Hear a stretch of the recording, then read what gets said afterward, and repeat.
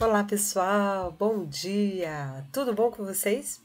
Eu sou a Cris Pereira e hoje, gente, na aula 79, eu vim convidar vocês para nós conhecermos um objeto do conhecimento muito interessante. São os sinais de pontuação, que na realidade vocês já o conhecem, né? Pois já vem estudando os sinais de pontuação desde mais tenra idade, não é verdade? Então, hoje nós vamos aprender mais algumas regras, tudo bem? Vamos juntos? Para isso, nós teremos como objetivo explicar a importância dos sinais de pontuação e a sua pontuação, tanto na frase, na oração, quanto no período. Vamos apresentar os sinais de pontuação e os principais contextos de uso no período simples. Além disso, pessoal, nós queremos também que você compreenda de que modo a pontuação ela contribui para o contexto do sentido do texto, né? Gostaria de fazer um pedido para vocês, pode ser? Quando vocês compraram a gramática da Abauri, vocês compraram 3 livros, não foi isso? 2 deles nós já tivemos oportunidade de utilizá-los ao longo deste ano, a parte 1 e a parte 2. E aí, eu gostaria de pedir para que vocês pegassem para mim o livro 3, ou seja, a parte 3, e olhassem lá no capítulo 30, a partir das páginas 540. Pode ser? Por quê? Porque lá nós iremos encontrar este assunto de pontuação. Além disso, quero pedir também para que depois vocês visitem esses 2 sites, pois vão ajudá-los bastante no tocante, no que diz respeito ao estudo de pontuação. O Brasil Escola e o Prepara Enem. Muito bem. Gostaria de primeiramente convidar vocês para que a gente possa dar uma lida nas seguintes construções. Olha só, gente.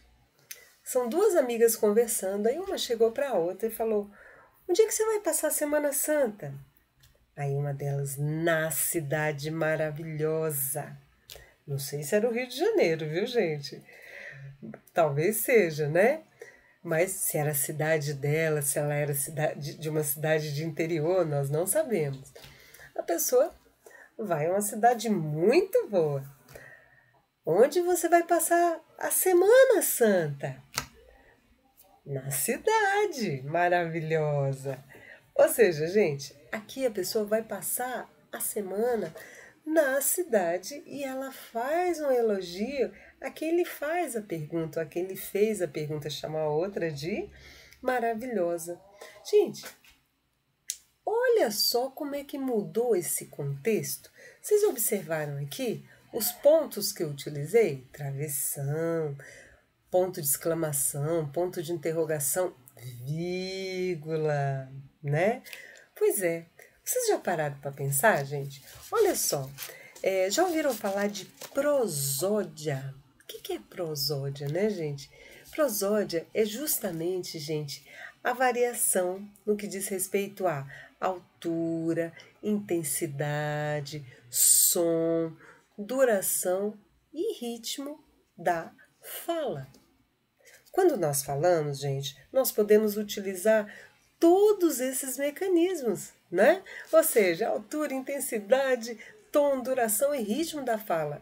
Além de o quê? Gestos, não é verdade? Muito bom, para que a gente possa conversar com o nosso interlocutor. E quando nós escrevemos, hein, gente? Como é que nós iremos fazer para que a pessoa saiba exatamente a intenção, a entonação que eu quero dar? Pois é. É por isso que, na realidade, criou-se o quê? Os sinais de pontuação. Para que quando nós formos escrever, nós possamos, já que nós não podemos contar com os recursos prosódicos, né? Da língua portuguesa, a gente possa fazer o quê? Possa, na realidade, se expressar melhor e o interlocutor possa entender exatamente o que a gente quer, utilizando os sinais de pontuação. Vamos dar uma olhada numa história bem bacana aqui que eu acho que vocês até já conhecem. Imagine só a herança e a pontuação. Gente, um homem rico, ele agonizava em seu leito de morte. Pressentindo que o seu fim estava próximo, ele pediu para o seu enfermeiro, para o seu cuidador, papel, caneta, e ele escreveu assim: deixo meus bens à minha irmã, não a meu sobrinho, jamais será paga a conta do padeiro, nada dou aos pobres. Gente, esse homem tinha muito dinheiro, olha só o baú de dólares dele. No entanto, olhem o que ele estava pensando. Gente, no entanto, ele morreu antes de fazer a pontuação. Para quem vocês acham que o falecido deixou a fortuna dele, hein, gente? Eram 4 concorrentes. Vamos conhecer esse pessoal todo? Imagine o trabalho do inventariante. Olha só. O primeiro que chegou foi o sobrinho, gente. Ele fez a seguinte pontuação. Lógico que é a favor dele, né? Deixo meus bens à minha irmã? Não, a meu sobrinho. Jamais será paga a conta do padeiro. Coitado do padeiro, gente. Nada dou aos pobres. Gente, não pensou nem um pouquinho nos pobres. Depois, em seguida, chegou a irmã. Olha a pontuação que ela fez, pensando também nos dólares. Deixo meus bens à minha irmã, não a meu sobrinho. Jamais será paga a conta do padeiro. Coitado do padeiro, né, gente? Nada dou aos pobres. Esse pessoal aqui não pensava em caridade, não, hein? Gente, e o padeiro chegou, né? O padeiro pediu cópia do original e puxou a brasa, gente, para a sardinha dele. Deixo meus bens à minha irmã? Não. A meu sobrinho? Jamais. Será paga a conta do padeiro. Nada dou aos pobres. Gente, já pensou? Chegaram os descamisados da cidade. Um deles, gente, muito sabido, fez a seguinte interpretação: deixo meus bens à minha irmã? Não. A meu sobrinho? Jamais. Será paga a conta do padeiro? Nada. Dou aos pobres. E aí cada um recebeu um pouquinho dessa herança. Gente, você deve ter notado, né, que essa ausência de pontuação, ela dificulta a tarefa de encontrar um sentido para as orações, né? Muitas vezes nós que somos professores sentimos essa dificuldade quando às vezes você, aluno, esquece de colocar a pontuação aí na sua redação, por exemplo, né? Além disso, gente, é fácil constatar que novas significações, elas surgiram aí, elas surgem, né? À medida que nós, por exemplo, utilizamos a vírgula. Olha só, dependendo do lugar onde a vírgula é colocada. Vocês sabiam que a vírgula é uma rainha? Já já eu vou dizer por quê, não sai daí não, hein? Gente, de maneira muito rápida, tá? Gostaria de dizer para vocês que existe 2 grandes grupos quando nós falamos dos 10 sinais de pontuação, tá, gente? O primeiro grupo são sinais que indicam pausas entre unidades de forma e sentidos. Quem é que está inserido? Quem é que está dentro desse grupo? O ponto, a vírgula e o ponto e vírgula. 3. O outro grupo são aqueles que delimitam as unidades com entonações específicas na fala. Observem que eu fui dando uma entonação no momento que eu fiz a leitura ali, né, da história da herança. Então, teremos 2 pontos, ponto de interrogação, ponto de exclamação, reticências, aspas, parênteses e o travessão. Vamos conhecer, gente, um pouco de cada um desses pontos, desses sinais aí de pontuação? Quem sou eu? Conheça-me melhor. Na realidade, vocês já até a conhecem, né? Olha só, nós já tivemos aula falando especificamente sobre a vírgula, não é verdade? Vai uma vírgula aí, gente? Uma vírgula, gente, ela muda tudo, né? Uma vírgula pode ser uma pausa ou não. Olha só. Não, espere. Não espere. Ela pode sumir com o seu dinheiro, hein, gente? Já pensou? Você tem lá na conta do banco 23.000,4, né? E de repente você olha, muda a vírgula, 2,4, 2,34. Ai, ai, ai. Gente, a vírgula pode ser bem autoritária. Aceito. Obrigado. Aceito, obrigado. Então, você já me conhece. Vamos relembrar, né? Isso é a vírgula falando pra gente. E os pontos vão conversar conosco aqui ao longo dessa aula, tá? Então, separa os elementos da frase, marca uma pequena pausa. Mas será que é só isso, gente? Vamos ver. Olha lá, trouxe para vocês os principais casos. Lembra? A enumeração. Sua observação foi inconveniente, foi agressiva, foi irônica e foi antipática. O aposto. Olha lá. Alunos do primeiro ano, que são vocês, aplicados e educados, são merecedores de seus resultados. Com certeza, né, gente? Olha só o aposto, aquilo que vai explicar melhor o termo anterior, o sujeito. O vocativo, lembra, gente, o que é vocativo? Que é o chamamento. Feliz Dia dos Pais, papai! Lembra? Professora, não estou entendendo. Professora, posso ir ao banheiro? Olha aí o vocativo. Gente, gostaria que vocês prestassem bem atenção nesses chamados deslocamentos. Nada mais, nada menos que mudança de posição dos termos da oração. Combinado? Ou seja, algo que estava na ordem direta vai para a ordem indireta. Então, eu vou começar com essa aqui que fica mais fácil. Mariana sorria satisfeita. Está aqui o sujeito, o predicado. Se eu inverter qualquer um desses elementos, é uma permissão que eu preciso ter. E qual é essa permissão? A vírgula. Olha aí, ó. Satisfeita, Mariana sorria.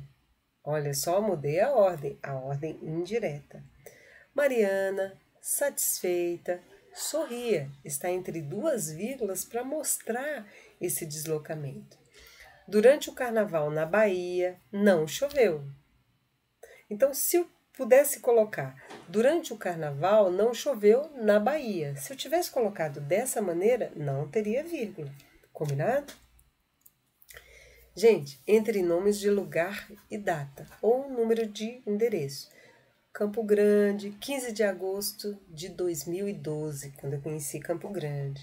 Olha aí, gente, olha só a data aqui. Avenida Presidente Vargas, 2800. Gente, é um endereço, né? Olha lá, para separar, palavras ou expressões explicativas ou corretivas. Então, gente, ó, isto é, ou melhor, ou seja, tudo bem?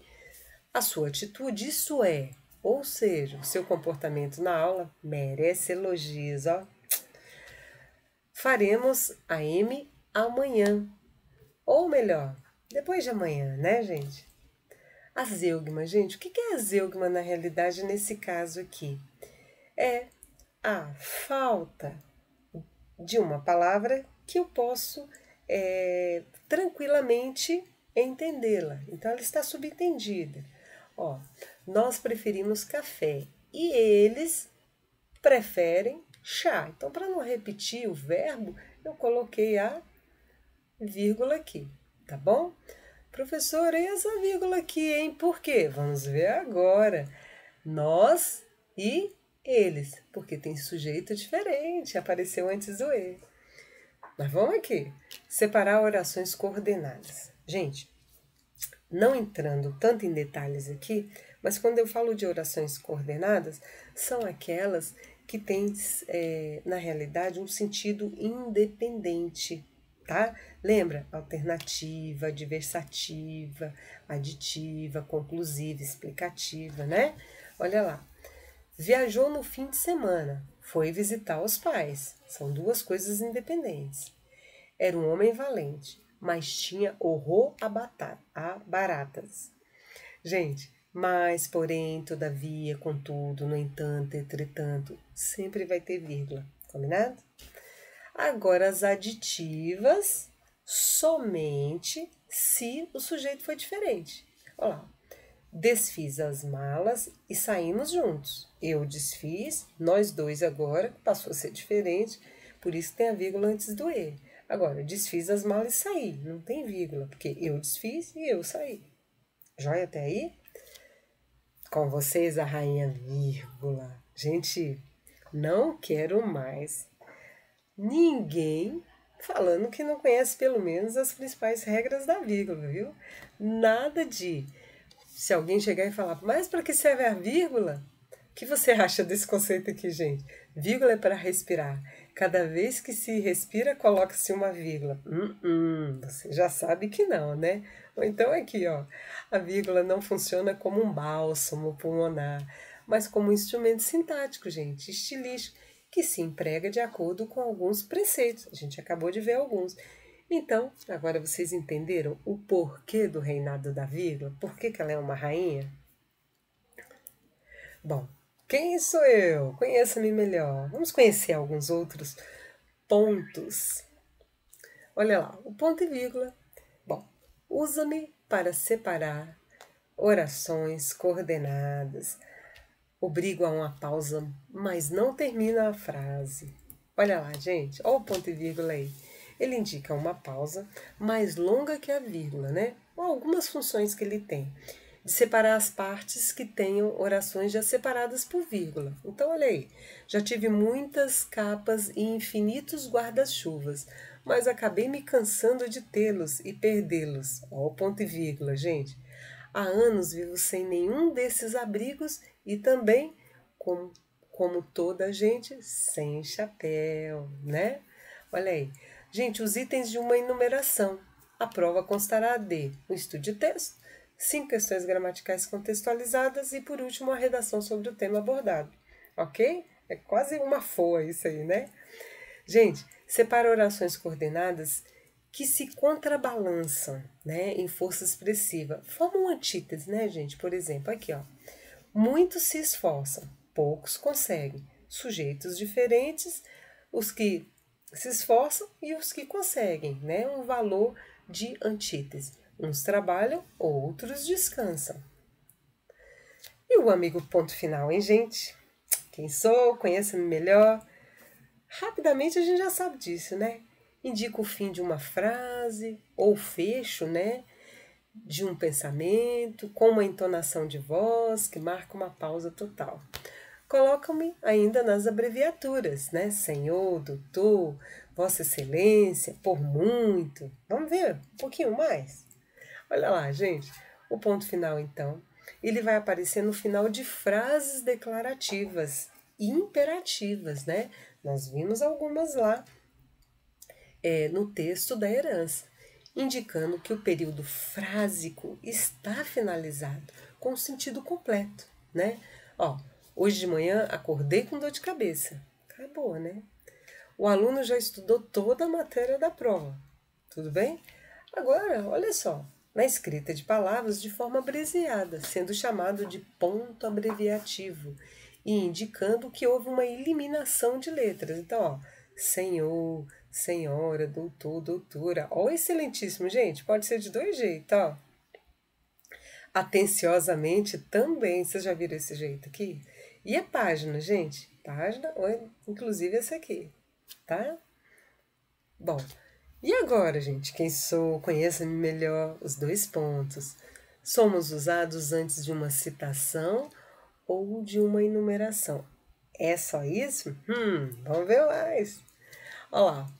Então, quais são as funções deles, gente? Eles introduzem uma fala, um discurso direto. A aeromoça disse, olha ele aqui, ó, ainda com o auxílio aqui do travessão.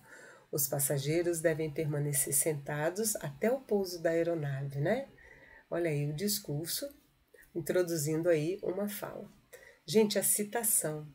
Diz Mônica Hector em Manual de Semântica. A aceleração do mundo moderno impõe o repensar da ciência. Gente, introduzem uma explicação, um resumo ou consequência do que se disse antes, né? Gol, 2 pontos. O carro que menos desvaloriza no Brasil. Meu pai sempre falava isso. Bom, além disso, gente, é utilizado também em enumerações. Olha lá. A mulher foi à feira e levou 2 pontos. Dinheiro, uma sacola, cartão de crédito, um porta-nível e uma luva. Uma luva? Antes de uma citação, gente, ó.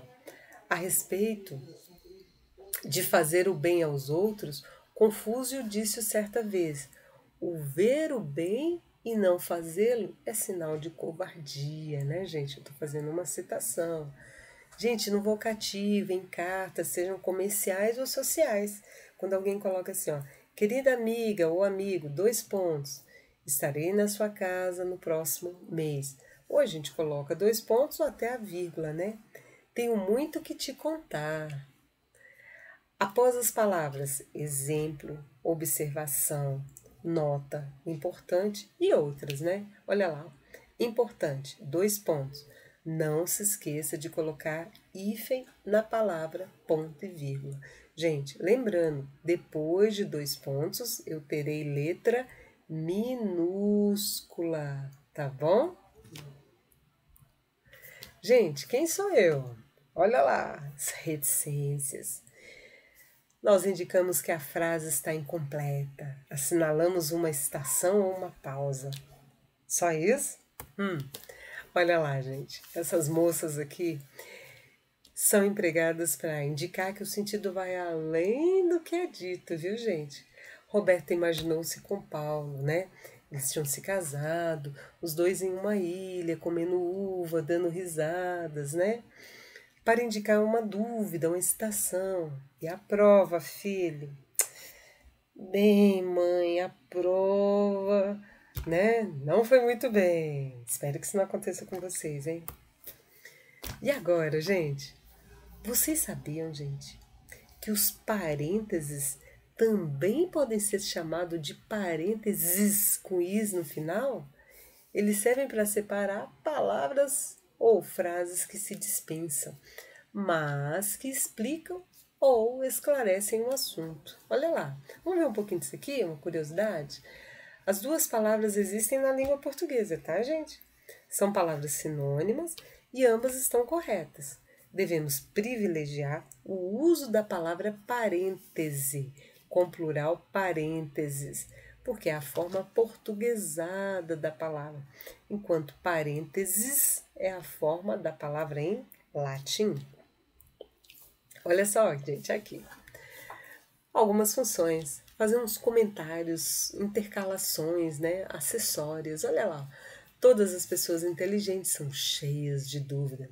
Eu acho, né? Gente, indicações bibliográficas. Olha só. Mas quando olhar a mancha viva em minha camisa, talvez faça uma careta e me deixe passar, né? Olha só, isso foi dito por Chico Buarque de Holanda. Nas indicações cênicas, gente, nas peças teatrais. Lembra que a gente já falou para vocês no início do ano sobre as rubricas, né? Olha lá, Tomás é meu, tenho dito. Sampaio, pois não, não é, não senhor. Agarraram-se ambos no leitão e puxam cada um para o seu lado. Essas são as rubricas, para que o autor, digo melhor, o ator, saiba como se portar ali naquele ato cênico, né? Ali ao longo da peça. Gente, as aspas. Introduzimos palavras ou citações de outros textos. Não é só isso, não. Olha lá. Gente, eu coloquei aqui para vocês que o uso das aspas é um dos assuntos que mais geram dúvidas na língua portuguesa. E esse recurso gráfico é usado na linguagem escrita em diferentes situações. Para fazer o emprego correto, é necessário saber as regras de pontuação. Hoje eu vou passar para vocês apenas alguns casos, mas há muitos outros, tá?